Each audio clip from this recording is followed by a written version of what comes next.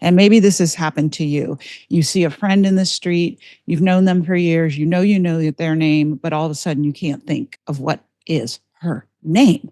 And you get all tense and feel embarrassed, right? If that's you, you're not alone. That is one of the 60 plus symptoms of midlife metabolic mayhem and hormonal poverty.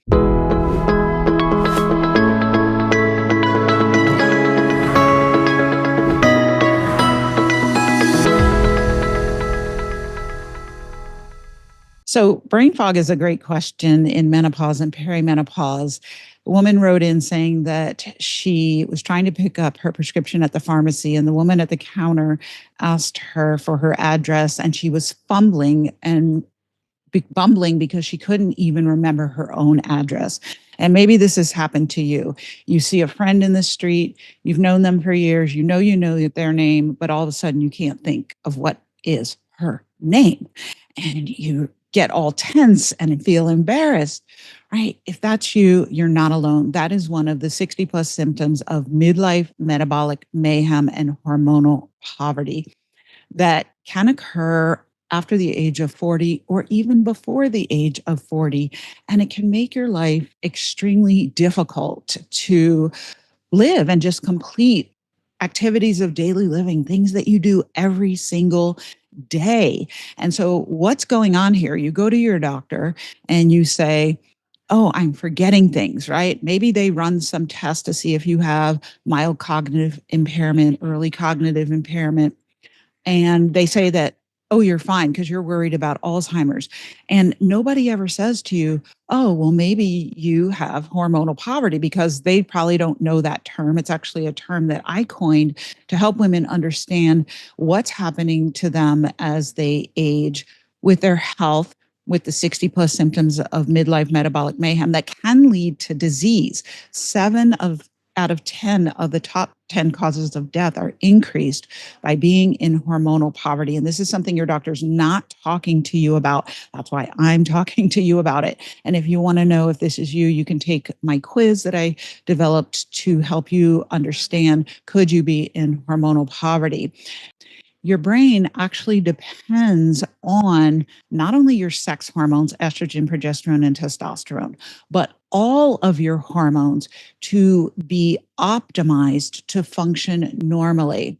Some of you know that my mom has severe Alzheimer's disease and that she was the healthiest person I knew, and that the only risk factor she had for getting Alzheimer's disease was that she was in hormonal poverty for 3 decades without treatment because her doctor didn't believe in hormone therapy. Not only that, so estrogen, progesterone, testosterone, but she probably had undiagnosed insulin, cortisol, thyroid issues because her doctor didn't go by the standards that I use to diagnose disease, where there's hypofunction. You might not have an actual disease that your mainstream doctor identifies, but you can have suboptimal function. And if you are not functioning optimally, this is what you need to understand.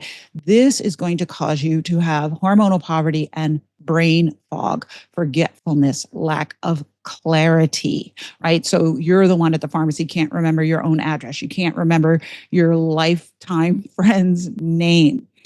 And so I really see my mission in life as awakening women to this truth. Because what you're getting at your mainstream doctor's office is not the truth, right? They're going to listen to your heart, listen to your lungs. They're going to do blood work, most of which you don't know what it is. You're just going to say, oh, my doctor said my blood work was fine. And what you don't realize is that they're telling you you don't have a disease or dis-ease from a mainstream medical perspective, but they are not looking for optimal function.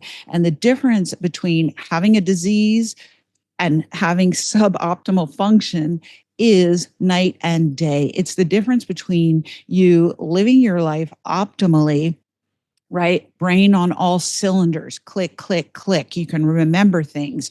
You are focused and you take action in your life and you get the outcomes that you want. Your weight is where you want. Your energy is where you want. Your sex drive, your hair, your digestion, You don't have arthritis or myalgias, pain in your muscles. You don't have the 60 plus symptoms of midlife metabolic mayhem, right? That's optimization. But how most people, most women over 40 in the Western world are living is with chronic conditions that are medicated. Now, some women will tell me, well, I don't have high blood pressure. And I'll say, well, what medications are you on? And then they'll list their medications, one of which is an antihypertensive medication. And I say, but I thought you said you don't have high blood pressure or hypertension. And they'll say, oh, I don't. My medication controls it. So I don't have that problem. And what you don't understand is no, you still have hypertension and you're still subject to the consequences of hypertension, just over a slower and longer period of time, right? Medications that control symptoms do not fix the symptoms and don't obviate you from having or opt you out from having the consequences of that, like increased risk of heart disease, increased risk of stroke, and all the other consequences of high blood pressure. So don't fall for mainstream medical practices of only diagnosing disease, only giving medications or doing surgery to control disease. This will never get you health optimization. It will never reduce your risk of 7 out of the top 10 causes of death. It won't get you health optimization and will leave you in midlife metabolic mayhem with the symptoms like brain fog, like the person who asked this question, and not living life optimally.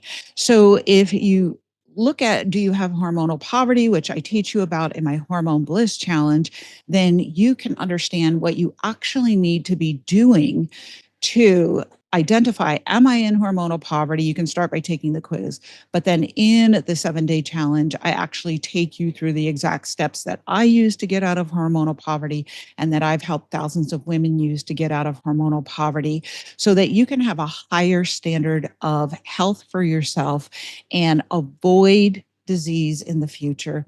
Optimize how you're living now, get rid of the 60 plus symptoms of midlife metabolic mayhem. So thank you so much for the question. It's a great question that so many women have, and I'm so grateful that you asked it today. I'll see you in the next episode. Until then, peace, love, and hormones, y'all.